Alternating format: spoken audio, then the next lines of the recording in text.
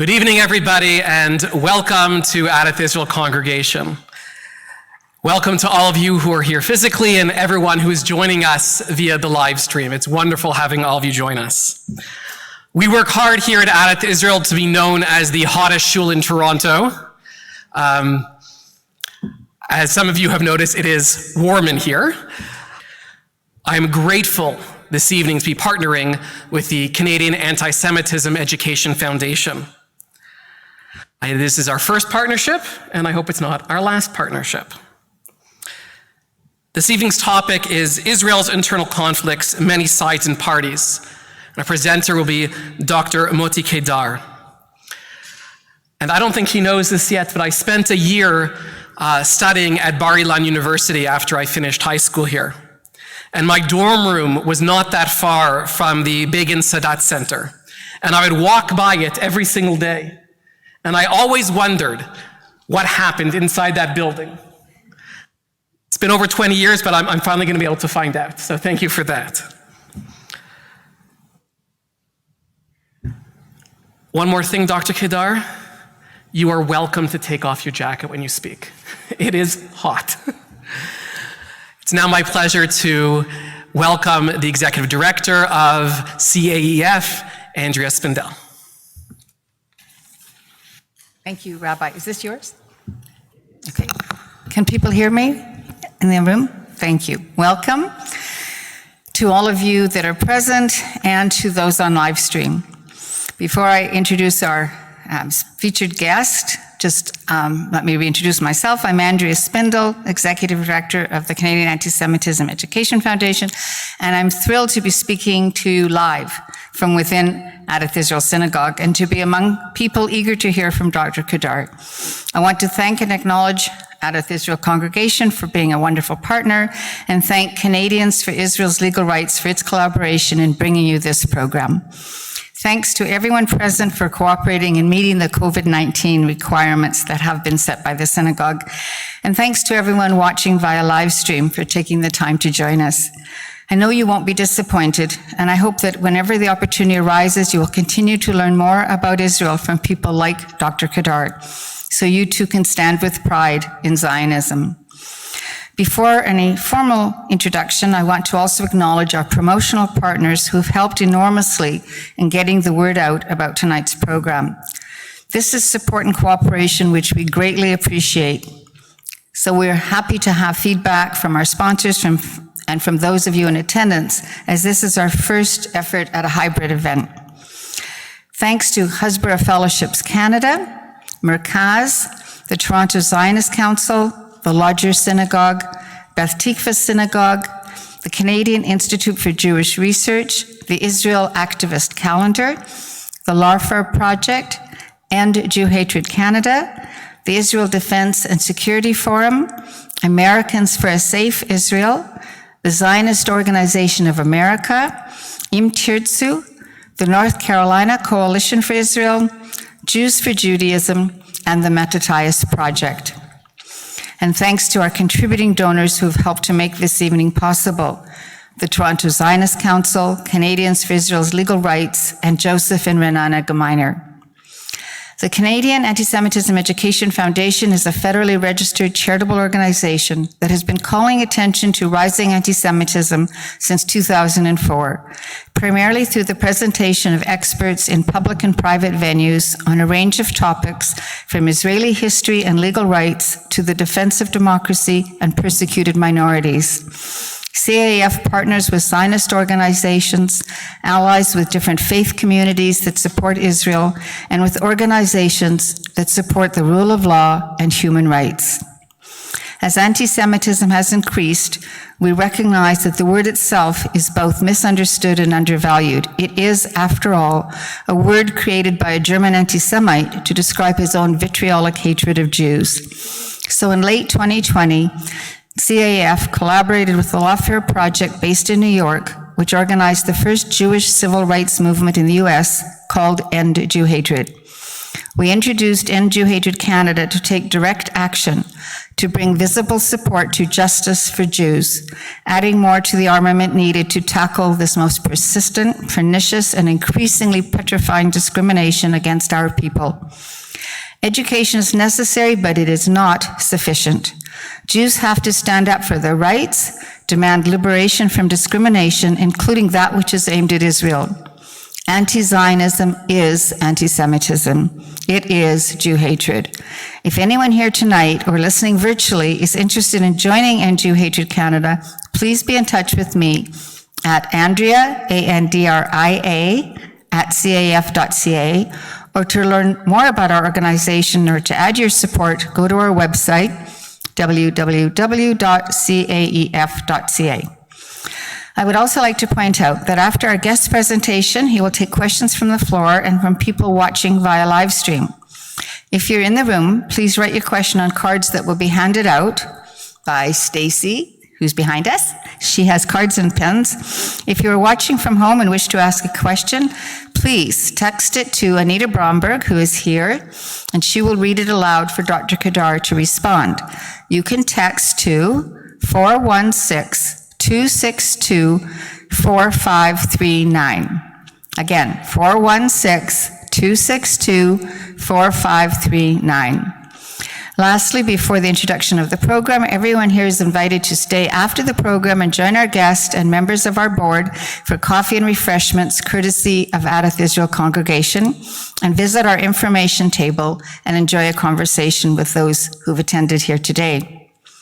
The topic for tonight, Israel's internal conflicts, many sides and parties, is not a celebration of the country that we love. It is not a commendation of Israel for having successfully become the multi-faith, multiracial, successful democracy that it is, with a robust civil society and full human rights for all its citizens. We are not celebrating the miraculous achievements in every sphere of endeavor, nor the most recent medical or scientific breakthroughs. As proud Jews and defenders of Israel, we fell with pride over the many things about Israel that we can celebrate. But tonight, we are concerned with the turmoil that is plaguing Israel, including the failure to achieve a workable government and the disturbing results of a recent survey conducted by Habithanis team, the Israel Defense and Security Forum, of which our guest is a founding member. Dr. Kedar is an Israeli scholar of Arab language and culture, a lecturer at Bar-Ilan University, and the director of the Center for the Study of Middle East and Islam at the Begun Sadat Center for Strategic Studies. He is one of Israel's leading figures in understanding the Arab world. Lieutenant Colonel Dr. Kedar is a frequent commentator on Israeli and Arabic media and a much published political analyst in Israeli newspapers. Mordechai Kedar was born in Tel Aviv to Polish Jewish parents who moved to Mandatory Palestine in the 1930s. His first language is Yiddish, to which he of course added Hebrew, English, and Arabic. He served 25 years in IDF military intelligence, where he specialized in Islamic groups, Arabic press and mass media, and the Syrian domestic arena. For many years, Dr. Kedar has generously traveled across North America, bringing news and insights about Israel's international and regional issues to light, helping Western media and politicians understand the Arab street, while also presenting innovative ideas and solutions to the conflict and the unrelenting, often conflicting demands of the anti-Zionist Palestinian Authority. It is with great pleasure that I invite Dr. Kedar to address us. Please save your questions until after the presentation.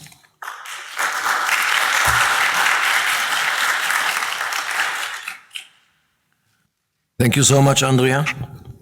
I hope this introduction did not raise the expectations of the listeners to heights which I find hard to accomplish.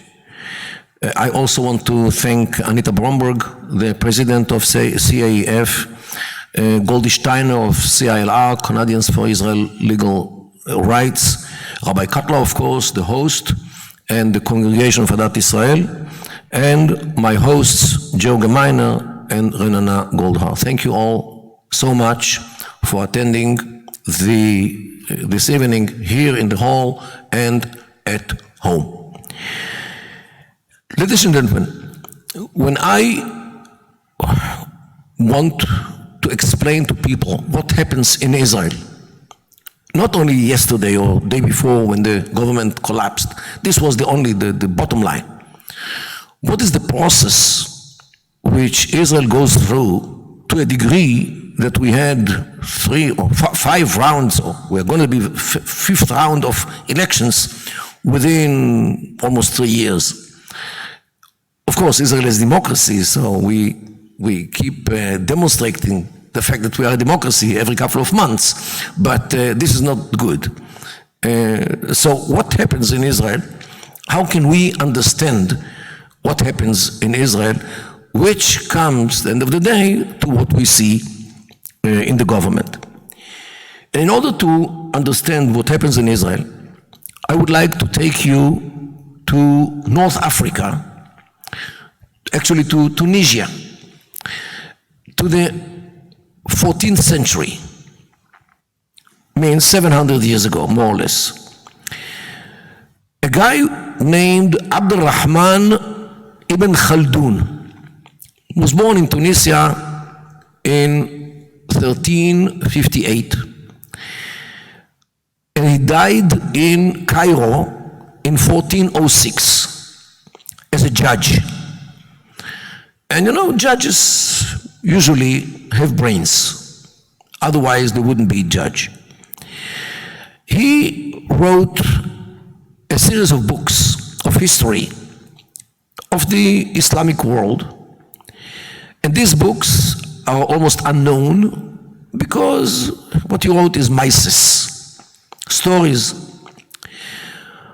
But he also wrote an opening or introduction to history, which is called in Arabic Muqaddima, which in Hebrew is Hakdama, in English introduction, in Latin all kinds of names, but never mind the name, but it was actually an introduction for history, means how history works. It's not what happens, but why it happens. In this book, which is the first in history of the world, which a man actually writes about historiography, historiosophy, means what is the philosophy behind history? What are the powers which drive history, which push history, why things happen in the world? And he describes the society which he knew in North Africa of those days. He said the society starts as a group in the desert. And as you know, North Africa is the Sahara Desert. A group of people live somewhere in the desert, and in order to live, they must have a source of water, otherwise they will die. And if they find a source of water like a spring or a well which they dig, they have to defend it, because there are other groups in the desert whose water were exhausted, so now they are looking for water. It's not like in Canada, where you, when you take a journey of 5 miles and you cross either a river or some lake. In the desert, it's a desert. That's why it's a desert. And Mother Nature is very stingy about water in the desert. So they have to fight in order to defend the source of water. And therefore, they cannot live as one individual. They have to live as a group, because the group is always stronger than the individual. And the most consolidated group is the family, the father and the sons. And after a generation, it's the father, the sons, and the grandchildren. Means the cousins. Then the second cousins, the fourth, the third cousins, fourth cousins. And what we get is a clan who live together, consolidated, where they know how to fight. They have asabiya in Arabic. Asabiya means Volksgeist, I would say. They are loyal to each other. They know how to fight. They are dangerous. You don't mess with them, because they have to defend their source of water. But they know that they see from the hills an area which is green, with trees, with grass, with water, of course, and they want to settle in that part of the desert near the seashore.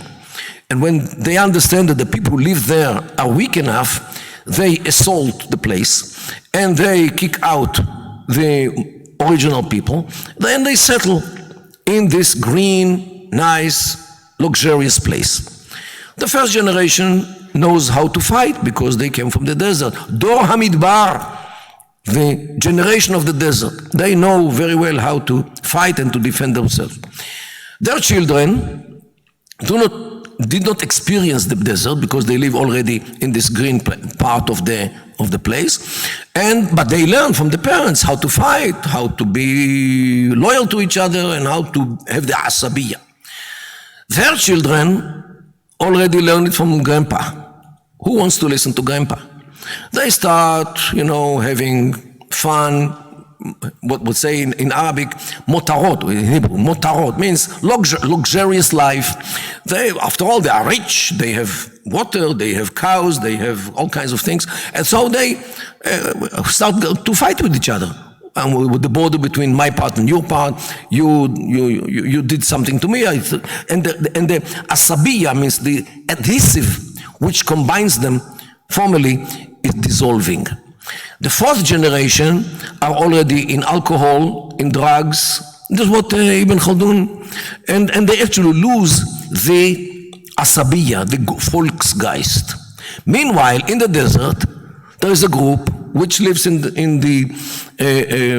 desert, have nothing, and they see from the hills those people who live in the green part of the place, and they assault them when they understand that they are too weak, and they settle instead of them. The first generation knows how to fight because he came from the desert. The second generation learns from the parents. The third generation starts fighting with each other. The fourth generation are totally fragmented and start with alcohol and drugs. Meanwhile, in the desert, you got the idea. And this is how Ibn Khaldun describes history. Wherever there is hungry people, hungry could be because they are in exile, could be because they are persecuted, could be because they are suffered all kinds of holocausts or things like this. They have a desire to come to a place which will defend them. If I take Ibn Khaldun's philosophy to our time, by the way, Ibn Khaldun relates to Bani Israel. He said, when they came to Eretz Israel, after they came from Egypt, they came as slaves, and slaves cannot fight because slaves are struggling to survive as persons. They don't have the awareness of a group. God could not do anything with them. He took them out to the desert, and he waited 40 years until they have a new generation. By the way, Ibn Ezra says more or less the same thing. Until they have a new generation, which will be born and grow up in the desert, consolidated, knows how to fight. Ibn Khaldun is exactly what he says. And with these people, you can make an army who will occupy or will take the land of Israel. And they settle. The first generation know how to fight. And meanwhile, they start fighting with each other. And then came the kingdom of David and then King Solomon. But the kingdom was fragmented in the generation after Shlomo, after Solomon. When Rechavam and Yoravam got, split the kingdom, and the kingdom of Israel under Solomon was divided to two kingdoms, Yehuda and Israel. Later, the Israel kingdom was expelled by the Assyrians, and the Babylonians attacked Judea and got rid of it. So this is what he says, that the Jews, when the Bani Israel, the Israelites, when they were in the desert, they were united, they were consolidated, and they were with the asabiya of people who live in the desert. After they settled in Eretz Israel, they forgot it, they started to fight each other, and to the degree that the people from the desert, the Assyrians and then the Babylonians who came from the Iraqi desert, could defeat them very easily. So Ibn Khaldun actually takes his theory and he shows that what happens with Bani Israel, which is described in the Bible, actually goes according to his theory of sociology and history. If we translate this thing to today, we Jews were hungry. We're in the desert of exile, especially the exile of Europe, which was not nice to us, to say the least, not to mention the persecution and the Holocaust. And so definitely we, at least part of us, wanted to come to our forefathers' land, to take it and to live in it and to rebuild our nation as it was until the destruction of the Second Temple. And definitely the first generation were with Asabiya, were with the Volksgeist. The loyalty to the place was, to the land and to the state later, was overwhelming. And this is actually what enabled the Jewish people, which were a small group of 500,000 people, to survive in 1948 in front of 5 Arab armies, with tanks, with airplanes, with cannons, and the Jewish population, the price was tremendous. 1% of the people got killed in the 6,000 people of like 600,000 people. So definitely what enabled the Jewish people to reestablish its renewed life on its forefathers' land was the spirit, the Jewish spirit, and the belief that this country belongs to us and we are all one nation, whether we came from Russia, from Romania, from America, from Canada, from Morocco, from Iraq, from wherever we came, and we were together. And this is the Dor HaMidbar, the generation of the desert, which came and established the state. Then came the second generation, who learned from the parents about what war is and how to fight and so forth. Then came the third generation, and now we are in the 75th year. 75 years is four generations, more or less. And the same process of fading of the Volksgeist, which Ibn Khaldun talked about in his theory, definitely you can see it in the state of Israel. Because this is some kind of a deterministic process.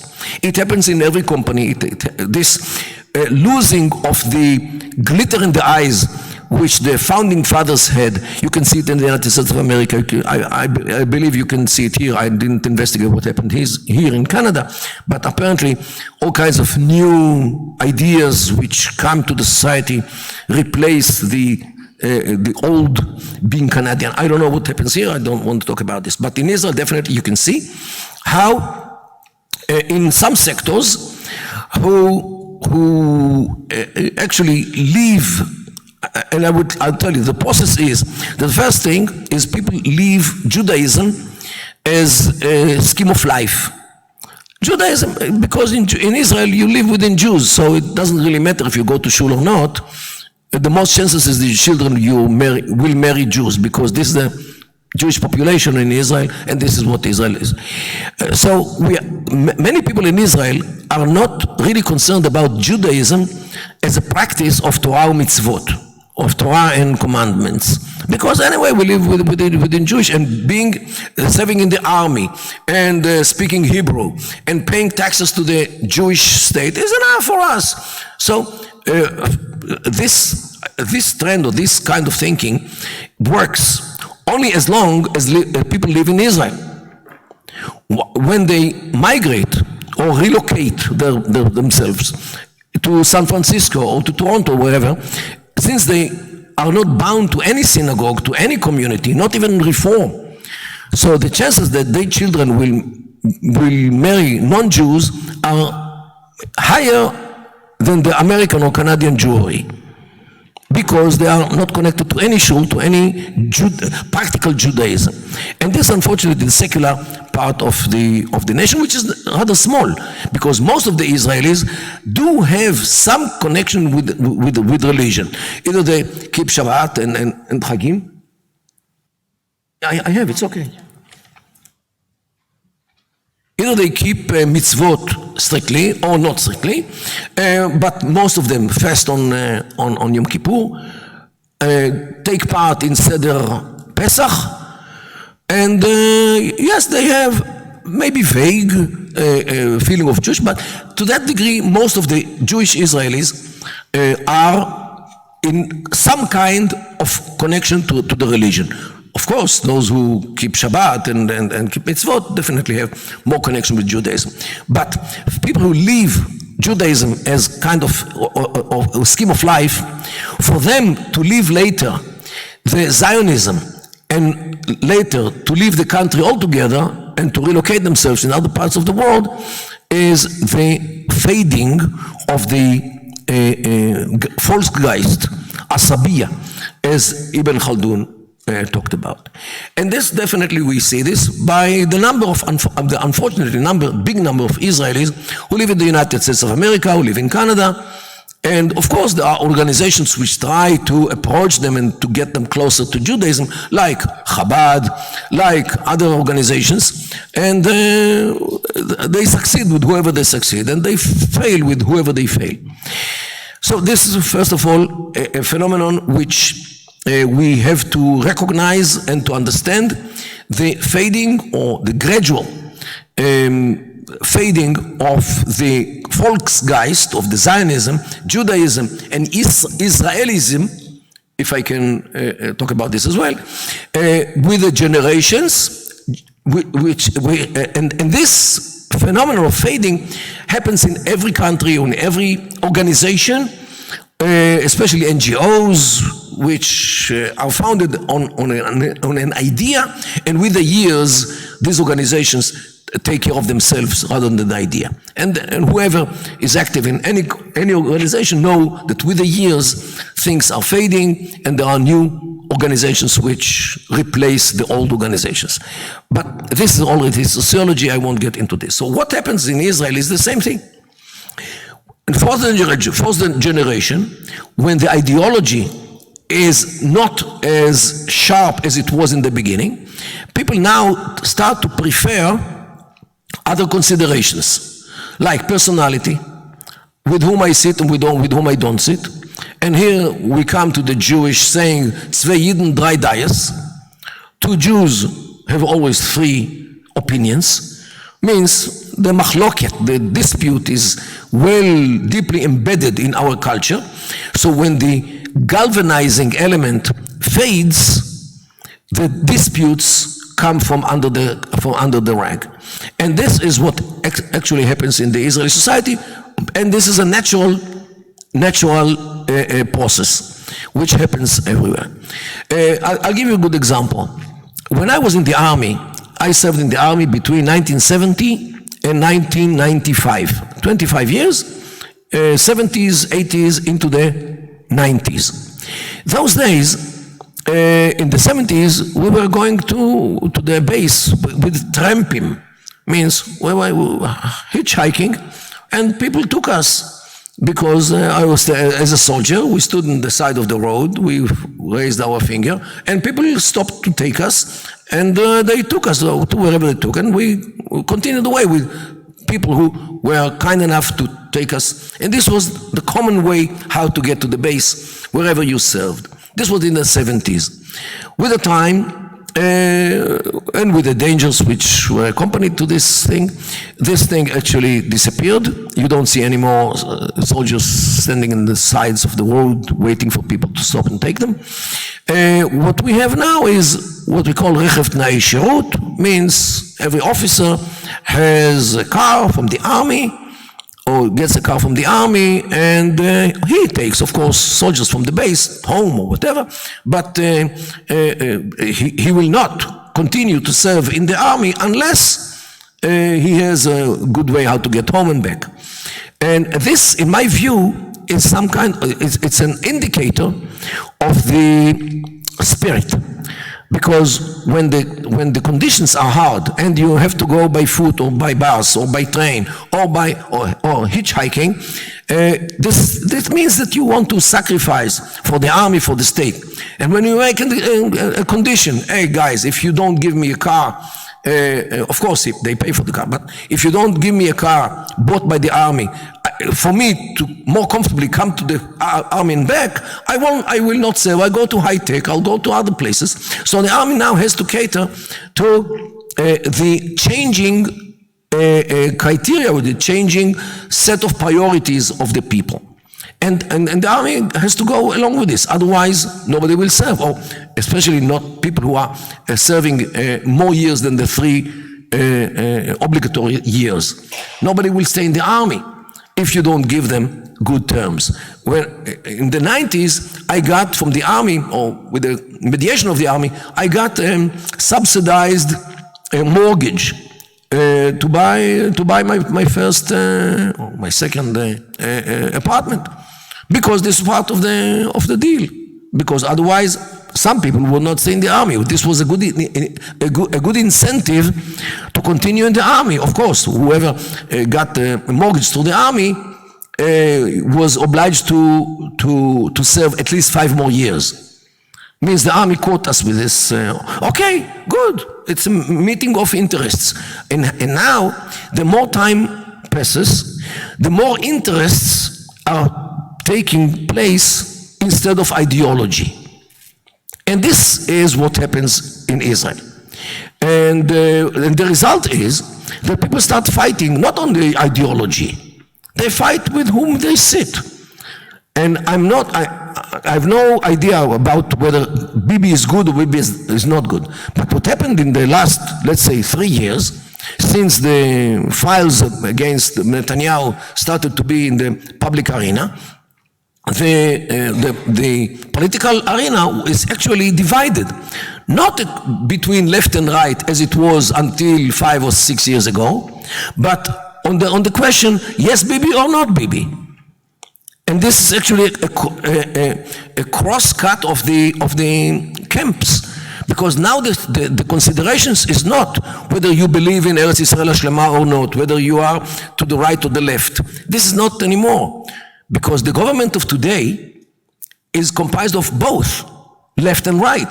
The Labour Party, the Meretz Party from the far left, and Yamina and Saar, who were elected as right-wing parties. Okay, so they combined together with the Arabs, with the Islamic Party, with the Islamic movement, which sees no reason for the mere existence of the State of Israel. And they are in the Knesset only because the Supreme Court allowed it. And this is another story, what happens with the Supreme Court. And Supreme Court is ultra-liberal, postmodernistic organization, which actually took over the country.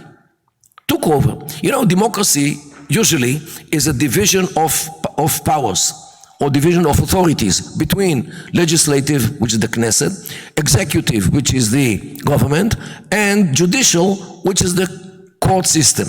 And they should be parallel to each other. What happened in Israel since 1996, since Aaron Barak became the Supreme Court president, the Supreme Court actually put itself above the Knesset and above the government. And today, all the laws of the Knesset should go through the screening of the Supreme Court, and every decision of the government also is subject to what the Supreme Court decides, whether it's legal or not. Means the real rulers of the State of Israel is a group of like 15 Supreme judges who are Chaver Mevi Chaver, means one brings the other. They are not elected, they are elected by a committee which is comprised of themselves, means the judges, lawyers, which definitely will decide like the judges, some Knesset members, and one Netzik Tzibur, the delegate of the public. So definitely the judicial system is controlling the committee which nominates judges. Means they are perpetuating themselves by nominating their friends who are just like them in philosophy. And this is why the Supreme Court actually took over the country, and this is nowhere in the world there is such a democracy, because this is not a democracy anymore. This is oligarchy of the judicial system. And judicial system is the Supreme Court, the court system under it, the prosecution, the legal advisors who are embedded in every office of the government. And this is how the Supreme Court, still headed by Aaron Barak, non-officially, but he's still there, to make sure that everything will work according to his scheme. And the whole country now operates according to the Supreme Court. And this is what happened in Israel, unfortunately. And of course, the Knesset should correct this situation, and the Knesset has the ability, at least theoretically, but unfortunately, because of the divides and because of the quarrels between Jews in the Knesset, this goal has not yet been achieved. So, this is what we have now in Israel. People fighting with each other about personal issues, whether to sit with Netanyahu or not. And as a result, the government which he had last year is actually the government of the margins. What do I mean? The Knesset is roughly divided to center of the people, means the mainstream of the people, and the margins.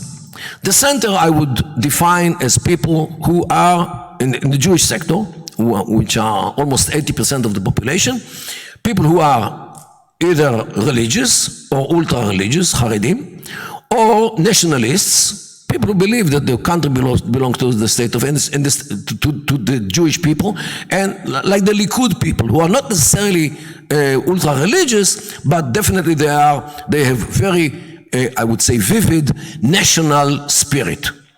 Still, although time passes, they keep the flame of Judaism, Zionism, Israelism, and this is more the Likud, the religious, and the ultra-religious parties. This I would say, together these people are more or less 65 or 70% of the population in Israel. Means majority, a very healthy majority are these. The margin are the Labour Party, the Meretz party, which is more to the left, the Arabs, means the 20% of the Arabs, and two parties which came out from the right, Yamina under Bennett, and Tikva Hadasha under Saar, who was angry at Netanyahu because Netanyahu did not let him become his successor in the Likud. So on personal issues, and also don't forget that Naftali Bennett and Ayelet Shaked, who founded Yamina, were kicked out by Netanyahu after they were working for him for a long time. So on personal issues, these parties grew up, and together with the far left, this far right and far left, and the Arabs, altogether succeeded to have 61 Knesset members, and they shaped the government. But this government has no ideology, the one which is finishing its life these days. Because what is the ideology about Eretz Israel? If you ask the Arabs, Israel should be kicked out especially from the occupied territories, as they call them, while Bennett was Rosh Moetzet Yesha, the head of, or he's the manager of the council of the Jewish settlements, as they call them, in Yehuda, Shomron, and Gaza as well. Bennett was one of the heads of the Mitnachalim, those settlers, as the people call them. And what do they have in common with the Arabs? Nothing. What do they have in common with Meretz, the far left Jewish party? Nothing. What do they have with the Labour Party under Merav Michaeli? Nothing. The only thing which combined them is the hatred to Netanyahu. Okay, and this actually what made the government. And everybody was saying that this government will last only as long as Netanyahu is the head of the opposition. Because if Netanyahu stepped aside and left the political arena for any reason, this government would collapse immediately. Because without Netanyahu, they have no problem to bring the Likud into the government because the whole thing was personal. But unfortunately from their side, Netanyahu is still there, and he is the uncontested leader in Israel. And this is another problem which we face in Israel, the lack of leadership. We have many politicians, but we have a very low number of real leaders. because of various reasons. One of them is the fact that Netanyahu, his style of in government was that he didn't let anyone endanger Netanyahu's status as the uncontested leader of the Likud. Dani Danon was very popular, so he was sent by Netanyahu to exile, really exile, to be the Israeli ambassador to the United Nations, means to exile in New York. Gideon Saar, when he started to challenge the leadership of Netanyahu, he was kicked out home. Others left in other ways. And many people who worked with Netanyahu just betrayed him. Ya'alon, who used to be his Minister of Defense, left him and established a new party. Gantz, who was nominated to be a chief of staff by Netanyahu, betrayed him and left him and established another party with Ya'alon. Ashkenazi also was chief of staff under Netanyahu, also was part of this endeavor against Netanyahu. Ayelet Shaked and Naftali Bennett, who used to work for Netanyahu, left him and established a party which were competing with Netanyahu.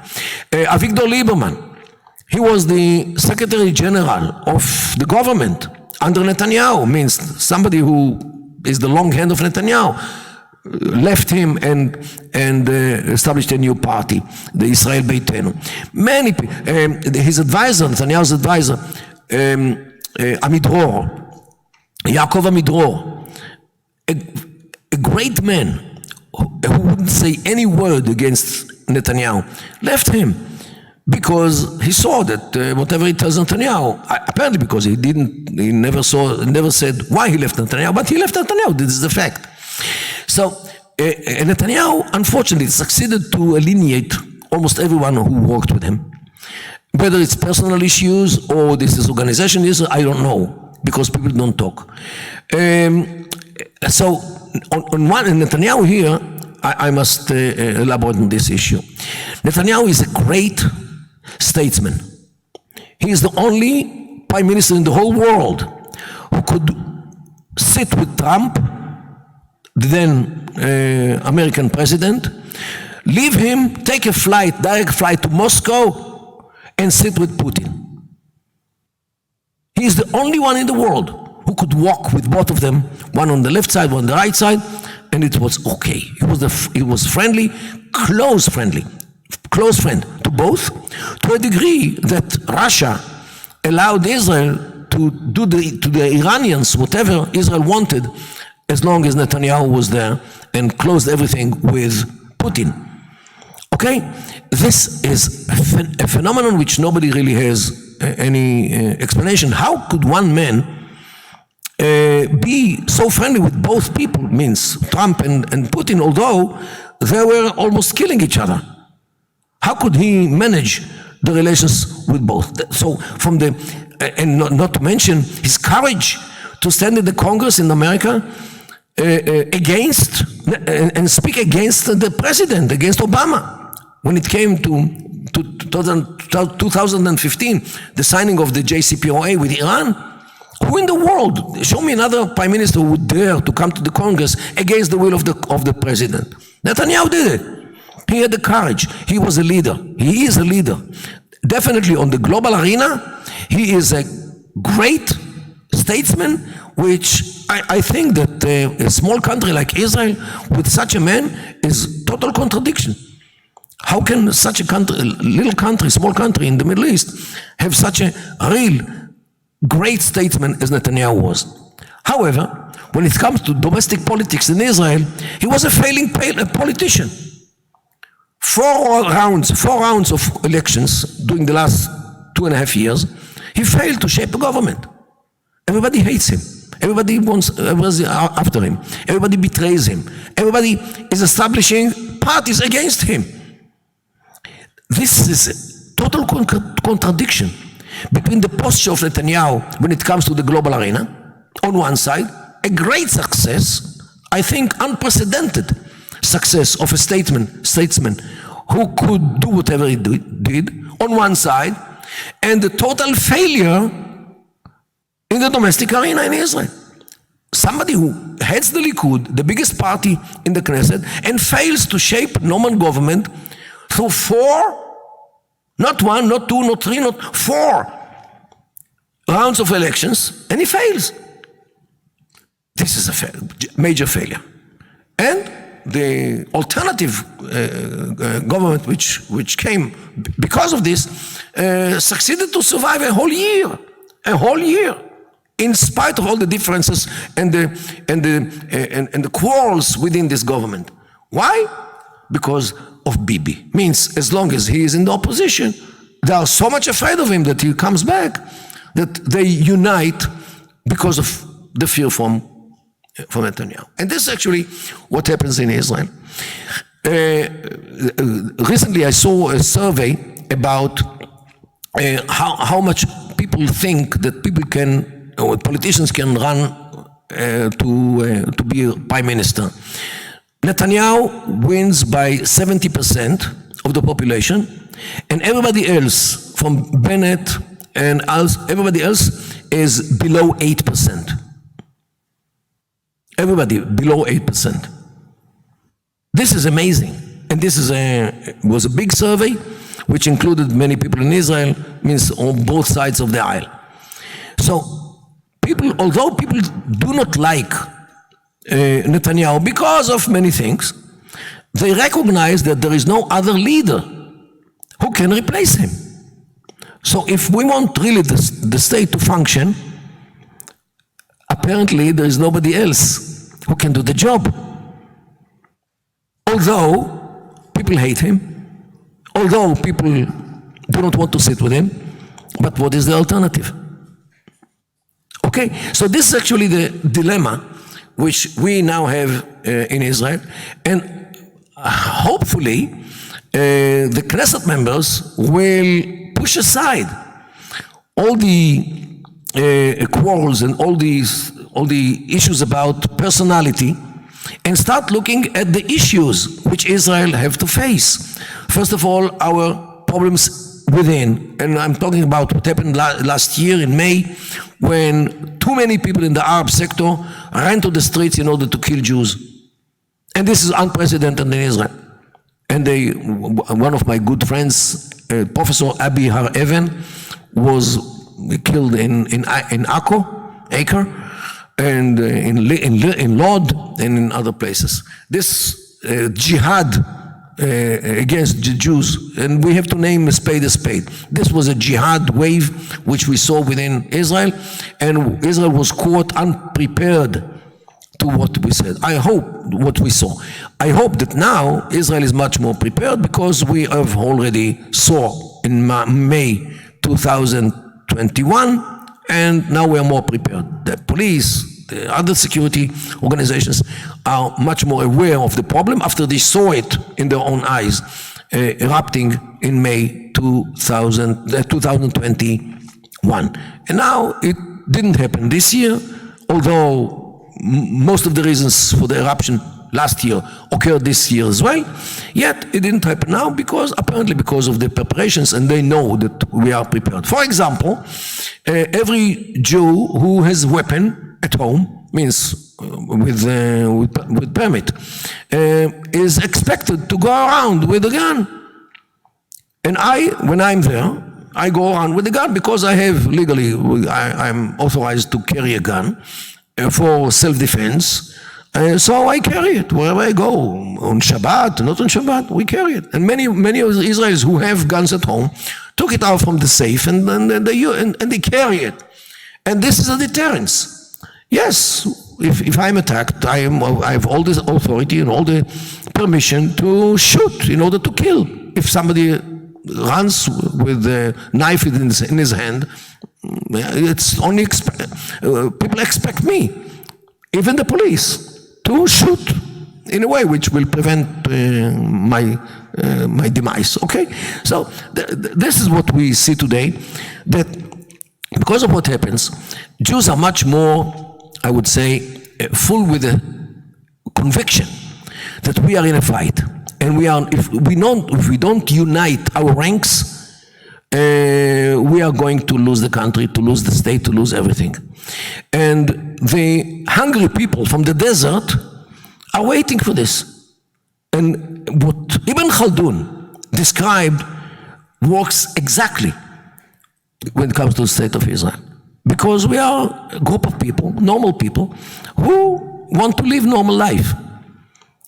And yes, we know, but we know also that there are these people in the desert who would like to replace us on our forefathers' land.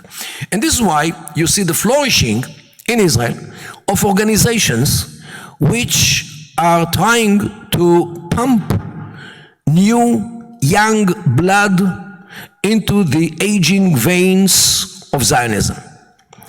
Organizations like Im Tirtzu, Hashomer Hadash, Habitchonistim. Hashomer Hadash is an organization of people usually from the cities, like myself, who volunteer for one night every month to go and to be the guardians in one of the ranches in the north or in the south.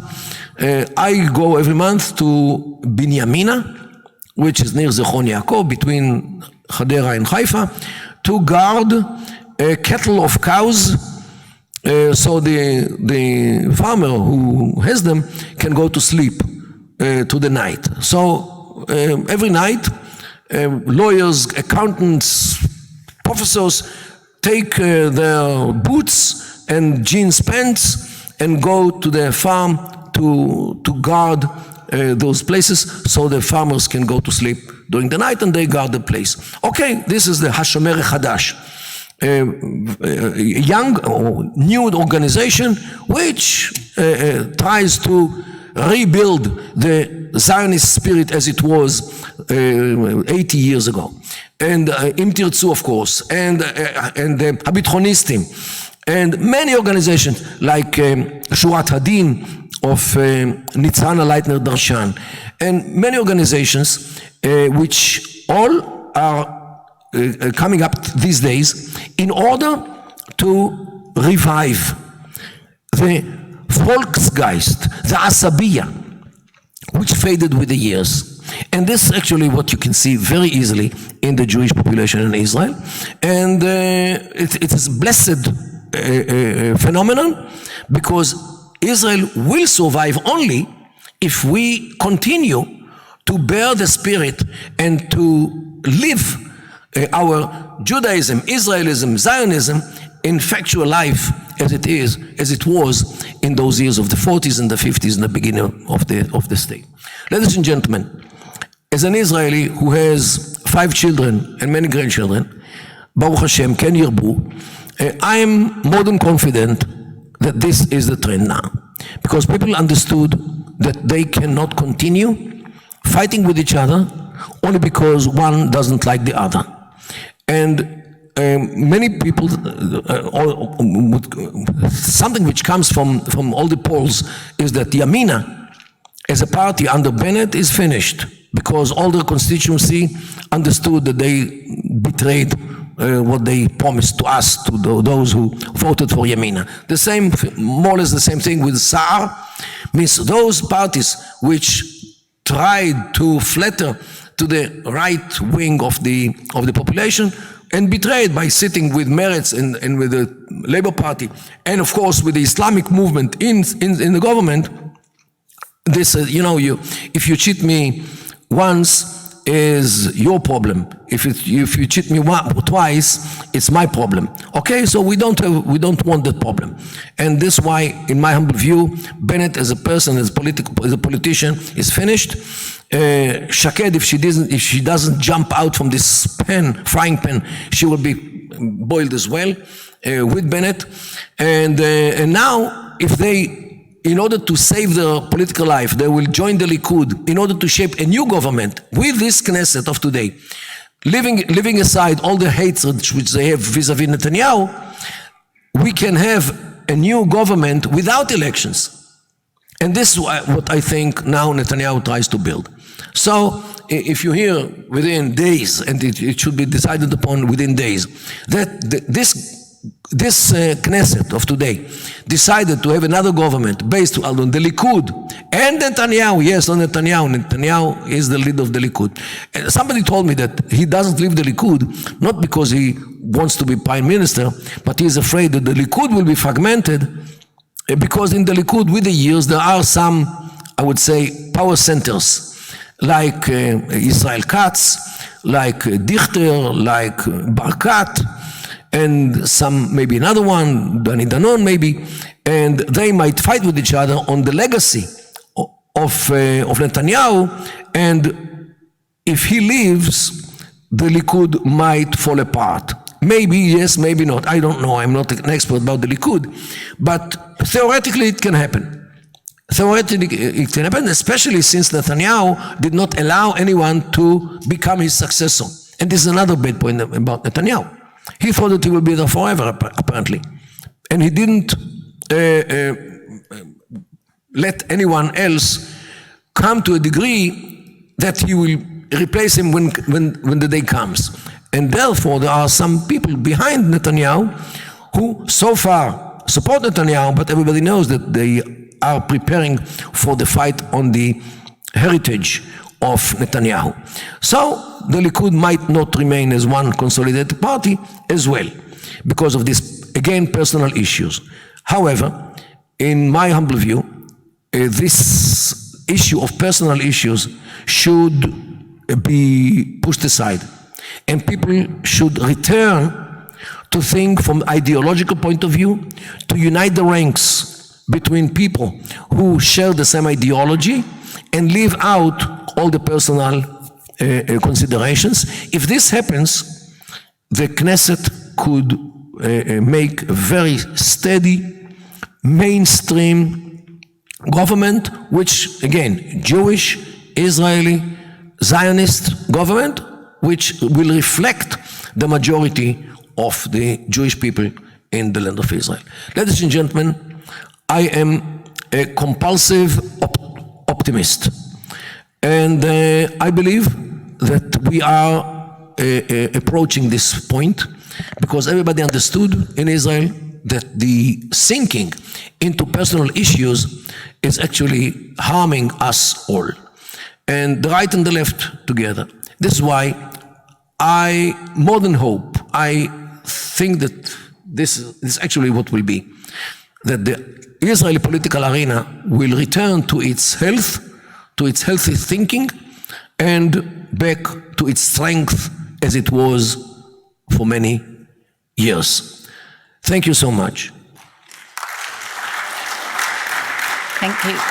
Thank you, Dr. Kedar. A couple of messages before we throw the questions open. I want to apologize for very dear friends who have supported our effort, not only for this program, but for many programs, have really promoted us very well. The Atlanta Israel Coalition is a promotional sponsor, and I apologize for having forgotten them from my list. And I'll go further and say thank you directly to Cheryl Turchinsky and Lee Tenenbaum for all your wonderful support.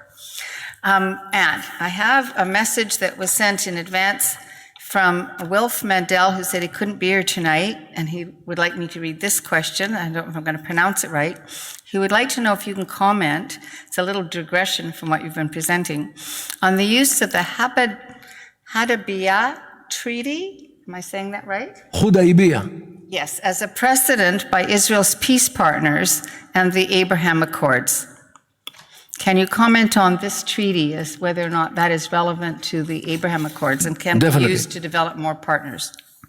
Well, the Hudaybiyah peace is a peace agreement which Muhammad, the prophet of Islam, signed in the year of 628, 6 years after the Hijrah, after the migration to Medina. He had this agreement, peace agreement with the Meccans, whom he tried to defeat. But since they were too powerful and too dangerous, he signed with them a temporary peace, which was signed for almost 10 years only. He violated this agreement 2 years after the signing, when he realized that they fell asleep on God. Means the idea of, or the concept of Hudaybiyah peace in Islam is a temporary peace which can be given to the infidel. And this peace will last only as long as the infidel is too powerful and too dangerous to mess with.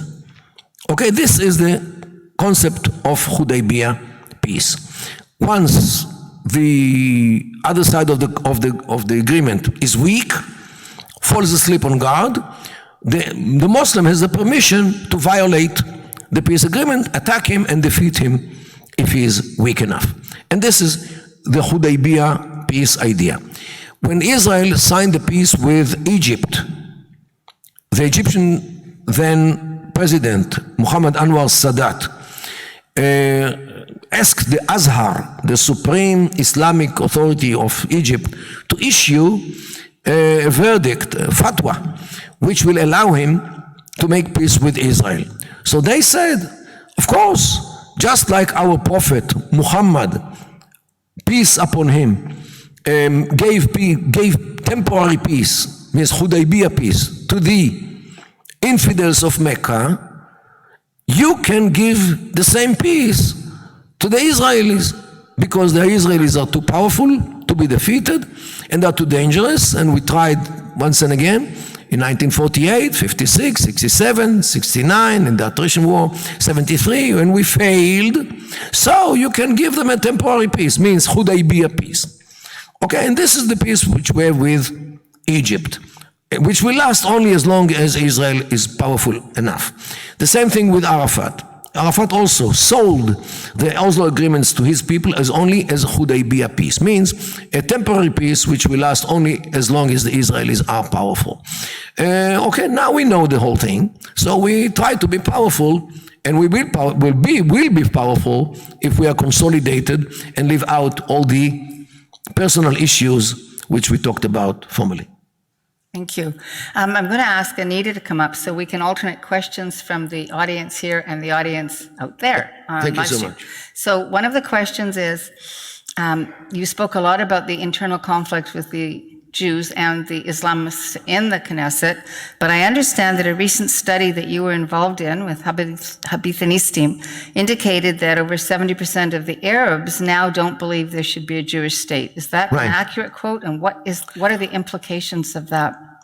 Well, there is still a difference between believing that the Jews have no right to have a state and acting against it.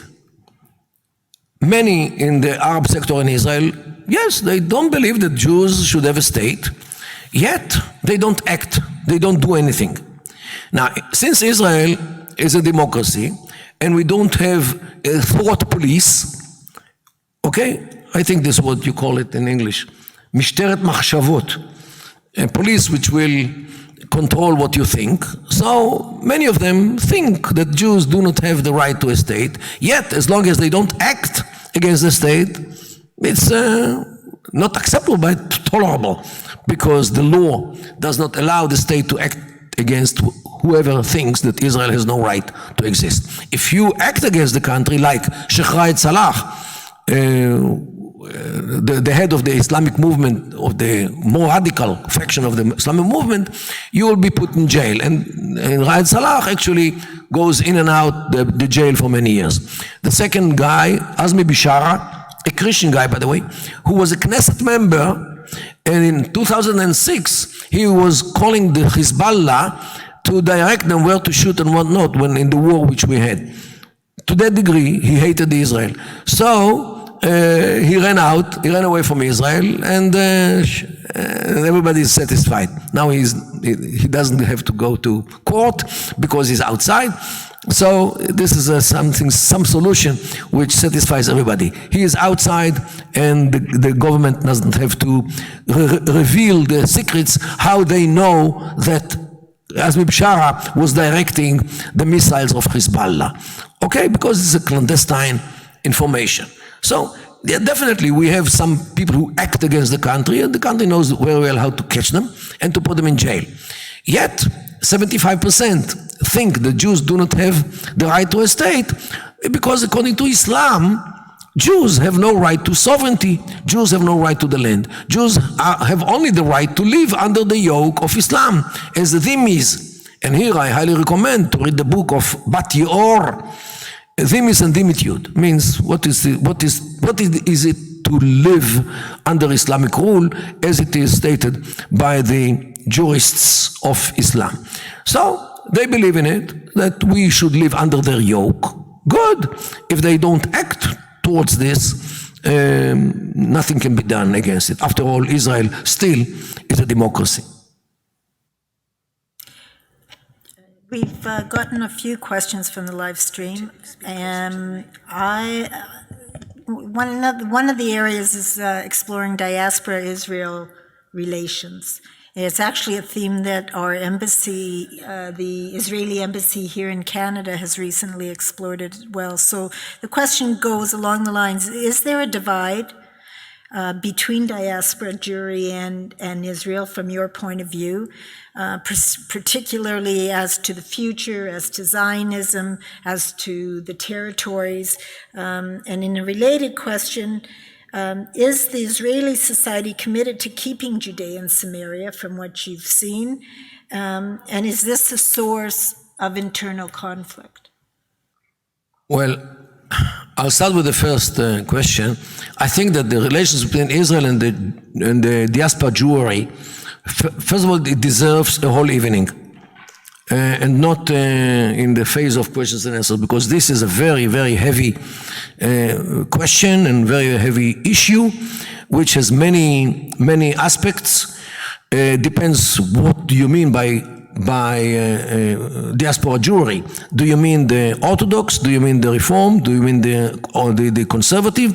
Do you mean those who are totally not connected to any congregation? Do you mean the Israelis as well? This is, and everyone, let's say liberal people, look at the state of Israel from a different point of view than people who are less liberal, or so it depends how you define world Jewry, because I don't think that there is a definition of world Jewry, because there is a whole array of opinions, and therefore the relations between Israel, them and in Israel are different, depends whom you talk about. So there's one thing. Look, there are people, especially in North America, who think that since Judaism is only a religion, it's not an ethnic issue, Jews should not have a state. Wherever we were in Europe, we were here, it's okay. We can stay here, we don't need a state. Why do we need a state? Which inevitably will be discriminating against others, will inevitably be apartheid states, as they claim. Okay, so there are these as well. So what should the relations between Israel and these Jews be? Okay, so this question is very complicated, has many layers and many answers. Because the answer which you give to a guy from Brooklyn who is Haredi is different from the answer which you give to, let's say, Naomi Klein here in Toronto. Okay? The other questions I don't remember, sorry. It was along the lines of how committed are Israelis to Judea, keeping Judea and Samaria? Again, depends whom you ask. If you ask a guy with a knitted kippah, definitely his commitment to Judea and Samaria might be even more than to Tel Aviv, where he lives or works. Okay, because he knows that the Jewish ancestral country is actually Yehuda. No, Jews are descendants of the tribe of Yehuda. Means everything from Jerusalem to the south. Hebron, Bethlehem, all this. These are the tribe of Yehuda. What we have in Shomron is actually we inherited the land of our brothers who were expelled, the 10 tribes. This is why it belongs to us, the Jews. You know, so those who are aware of Jewish history and Jewish rights definitely see themselves more connected to the land of Israel entirely, from the river to the sea. While those whose relations with Judaism as a religion, Judaism as a history, is faded, For them, Tel Aviv is what we should stick to, while Judea and Samaria is full of Arabs. Who wants them? So definitely you see the whole array inside Israel within about this question. So I'll ask one more and then perhaps turn it back, but it's related to this. Will Judea and Samaria be an issue in the upcoming elections, and will we have a clear outcome? First of all, there is a good possibility or probability that there will be no elections in the foreseeable future if the current Knesset succeeds to shape a government which will be more homogeneous ideologically than the previous one which ended. Because heterogeneous government like what we had cannot function. Just, when I was interviewed, especially in the Arab media, about the government which now finished a year ago, I described this government as a car which has 4 wheels.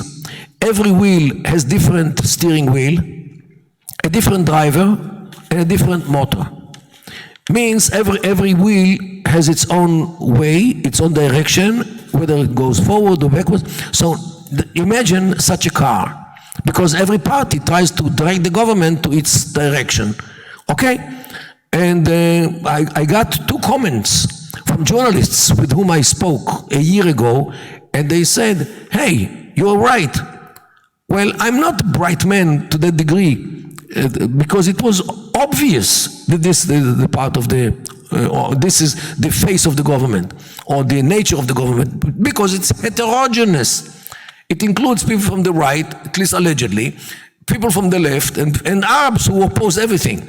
So how can you run a state with 3 horses which pull the wagon to different directions? So this is what I hope, that the new government, which hopefully will be out of this current Knesset, will be more homogeneous in its direction.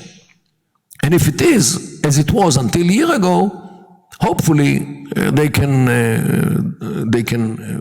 govern the country until the next elections, which should be in like almost 4 years.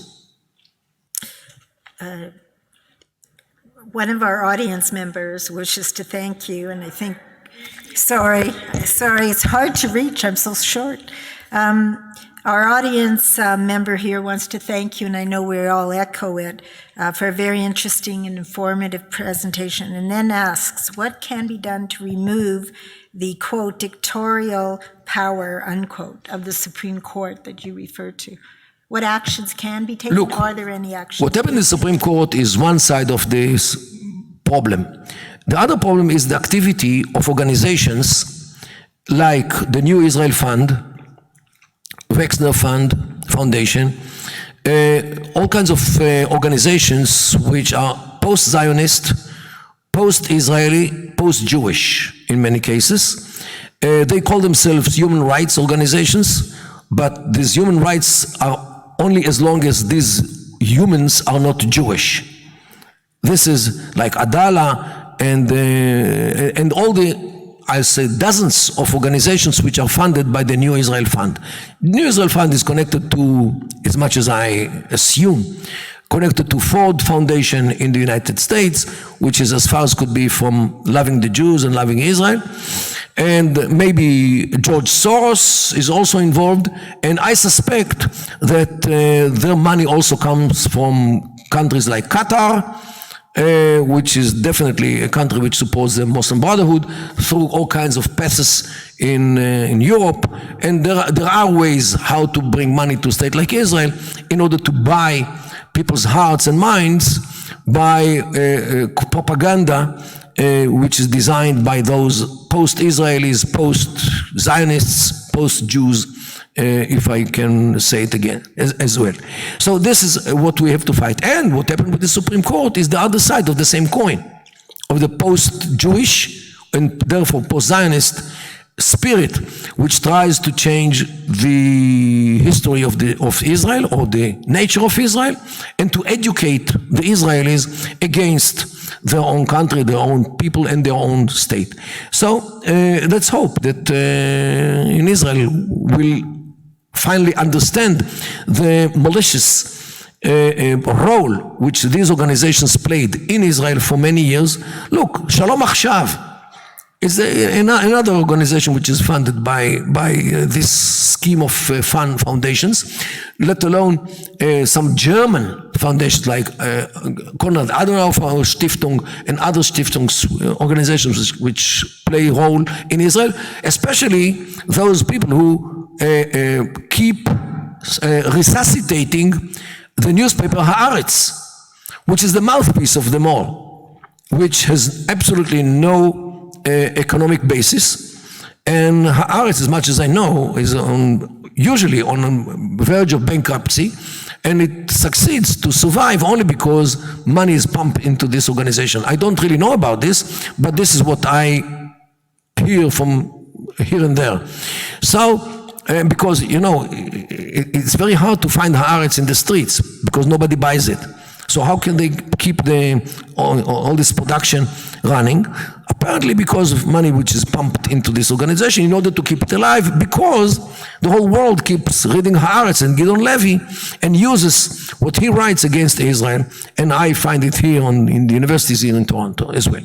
So unfortunately, foreign money plays a role in changing Israel into something post-Zionist, post-Jewish, post-Israeli, and let's hope that the Israelis will understand the role which these organizations and these foundations played through the years with the Supreme Court, which allowed it, of course, in order to change Israel from a Jewish state to a state which belongs to, I don't know who. Thank you. A question from our audience here. Do you think, and I'm going to read it exactly, but do you think that occasional but painful anti-Semitism could have a useful byproduct in terms of uniting people of Israel and reminding us to not take Israel or Judaism for granted? Is there a positive lining here somewhere? Well, we sense anti-Semitism at least in two avenues here in Israel. First of all, what happens with the French Jewry. And as you might know, dozens of thousands of Jews came on Aliyah from France during the last 5 or 6 years. Why? Because of anti-Semitism in France. So we have a flourishing French Aliyah. And look, in my town, Ra'anana, this is an aging town. I came to Ra'anana 38 years ago. I was in my 30s, okay? And with the years, we age. And you could see it very well on the schools, because Kita Aleph, which is actually the indication of how many young families there are, were diminished. When my children were in the school, they have like 4 Kita Aleph, okay? 10 years ago, they had 1.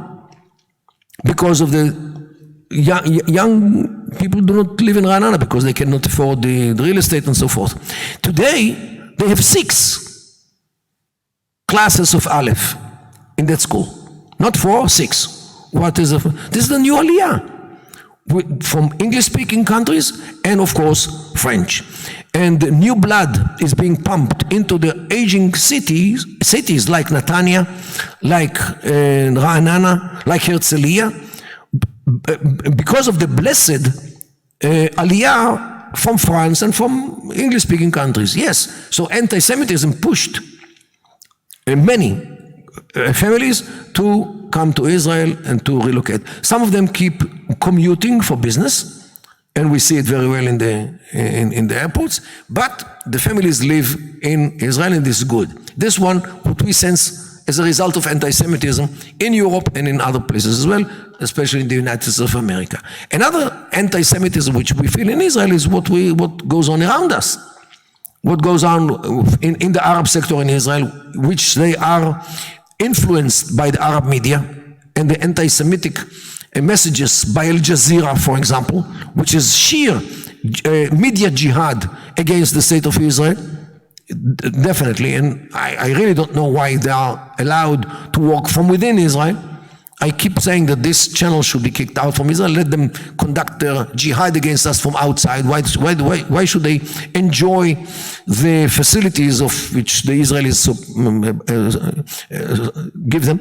So this is definitely, we sense the anti-Semitism from around us by Hamas, by Al Jazeera, by all kinds of other anti-Jewish speakers in the Arab and the Islamic world. And yes, when we see what happens around us, it also one of the elements which convince us Israelis to leave aside all the dividing elements like personal issues, whether with Netanyahu and against Netanyahu, for example, and to concentrate on the real issues, which are security, especially when Iran becomes nuclear country, with the consent of the rest of the world.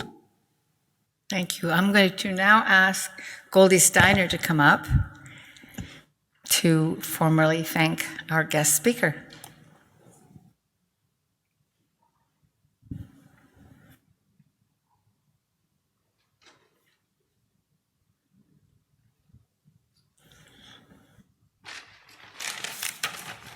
Moti. Can you hear me? I hope so. Moti, No, right into the mic.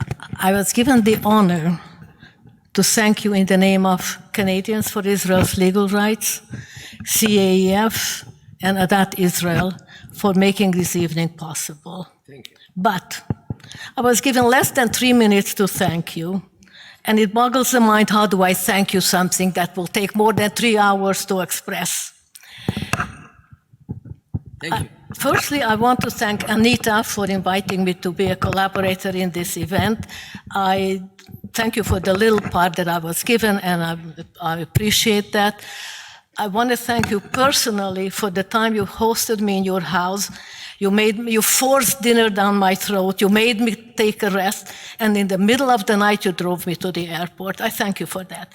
But much more importantly, Moti, I want you to know that you are an inspiration to our community, not only to our community, but I would say to all of Israel, all the Jewish people. You fight all the battles. You fight with Al Jazeera. You lift our spirits. You inspire us. You motivate us more than anyone else can do that. If we could only clone you, the world would be a much better place. Thank you so much. I'm not done yet. Moti, you are a tireless worker. So as a token of recognition and to make your life easier, we custom designed a clock, a 13-hour clock. So when your clock strikes 12 and your wife tells you to go to sleep, tell her, wait a minute, there is 1 more hour left in the day to work.